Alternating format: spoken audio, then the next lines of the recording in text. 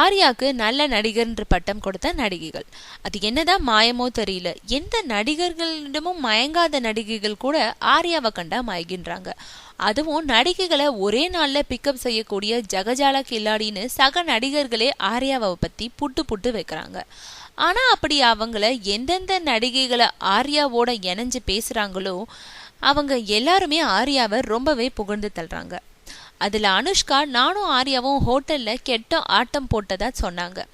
ஆனா அப்படி ஆடும் அளவுக்கு நானும் ஆர்யாவோ தவறானவங்க அல்ல, 2 பேருமே ரொம்ப டீசெண்டா பழகிட்டு வரோம்னு சொன்னாங்க.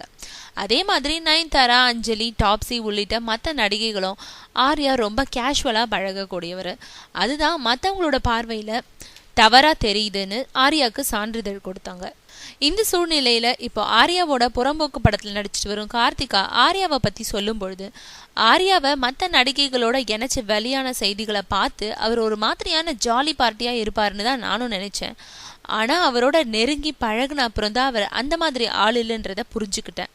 புதுசா ஃப்ரெண்ட்ஸ் ஆனவங்களா இருந்தா கூட அவர் ரொம்ப நாள் பழகுனது மாதிரி பேசுவாரு. அதோடு நடிகைகளை மதிக்க கூடியவர். அதனால அவரோட கேரக்டரே தெரியாம இருந்த போது அவரை பத்தி வெளியான செய்திகளை நம்பினா இப்போ அவ எல்லாமே வதந்திகள் மட்டும்தான்றத புரிஞ்சுக்கிட்டேன்னு சொல்றாங்க கார்த்திகா.